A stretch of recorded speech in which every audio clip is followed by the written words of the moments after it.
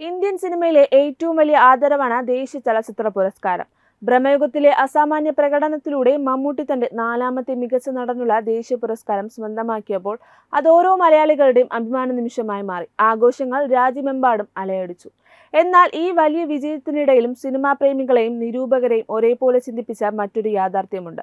മമ്മൂട്ടി എന്ന മഹാനടന് ലഭിച്ച ഈ 4 ദേശീയ അവാർഡുകളേക്കാൾ കൂടുതൽ തികച്ചും ഒരു നൂലിഴ വ്യത്യാസത്തിൽ അദ്ദേഹത്തിന് നഷ്ടപ്പെട്ടു പോയ പുരസ്കാരങ്ങളുണ്ട്. മമ്മൂട്ടിയുമായി ചേർന്ന് മികച്ച ചിത്രങ്ങൾ സമ്മാനിച്ച സംവിധായകൻ സലീം അഹമ്മദ് പങ്കുവച്ച ഒരു ഓർമ്മക്കുറിപ്പ് ഇപ്പോൾ സോഷ്യൽ മീഡിയയിൽ വലിയ ചർച്ചയായിരിക്കുകയാണ്.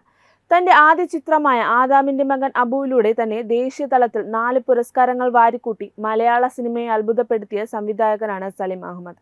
മമ്മൂട്ടിയെ നായകനാക്കി അദ്ദേഹം ഒരുക്കിയ കുഞ്ഞനന്തന്റെ കട, പത്തേമാരി എന്നീ ചിത്രങ്ങളും ഏറെ ശ്രദ്ധിക്കപ്പെട്ടിട്ടുണ്ട്.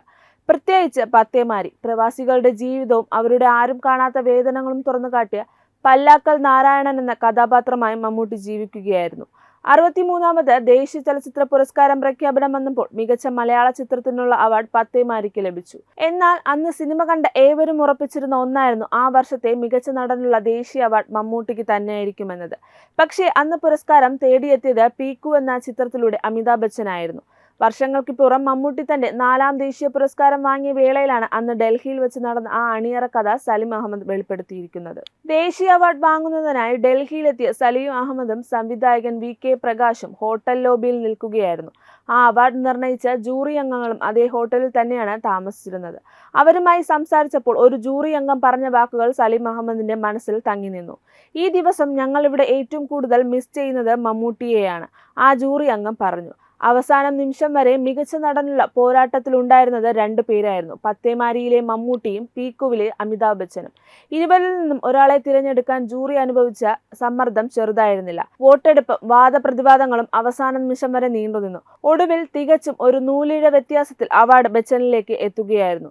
ഇതൊരു ഒറ്റപ്പെട്ട സംഭവമല്ല. മതിലുകൾ, വിധേയൻ, അംബേദ്കർ തുടങ്ങി മമ്മൂട്ടി അവാർഡുകൾ നേടിയ ചിത്രങ്ങൾ എത്രയോ ഉണ്ട്. എന്നാൽ പേരൻപ് പോലെയുള്ള സിനിമകളിൽ അഭിനയത്തിന്റെ അതിരുകൾ ഭേദിച്ച് പ്രകടനങ്ങൾ കാഴ്ചവെച്ചിട്ടും അവസാന ഘട്ടത്തിൽ പല കാരണങ്ങളാൽ പുരസ്കാരം കൈവിട്ടുപോയ എത്രയോ സന്ദർഭങ്ങൾ.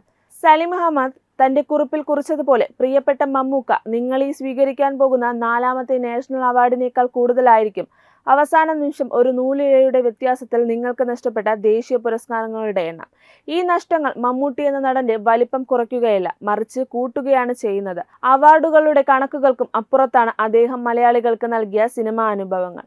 സലീം അഹമ്മദ് തന്റെ കുറിപ്പ് അവസാനിപ്പിക്കുന്നത് എല്ലാ സിനിമാ പ്രേമികളുടെയും മനസ്സിലുള്ള ആഗ്രഹത്തോടെയാണ്. "ഇനിയും ഞങ്ങളെ വിസ്മയിപ്പിക്കാൻ പകർന്നാട്ടങ്ങൾ തുടരുക." അതെ, അവാർഡുകൾ നൽകുന്ന ലോഹ കഷ്ണങ്ങളെക്കാൾ വലിയ പുരസ്കാരം ജനങ്ങളുടെ മനസ്സിൽ അദ്ദേഹം നേടിയെടുത്തു ഈ സ്നേഹവും ബഹുമാനവുമാണ്. 70കളിലും കഥാപാത്രങ്ങളിലൂടെ നമ്മളെ ഞെട്ടിപ്പിച്ചുകൊണ്ടിരിക്കുന്ന മമ്മൂട്ടി എന്ന അത്ഭുതം ഇനിയും തരംഗങ്ങൾ സൃഷ്ടിക്കട്ടെ.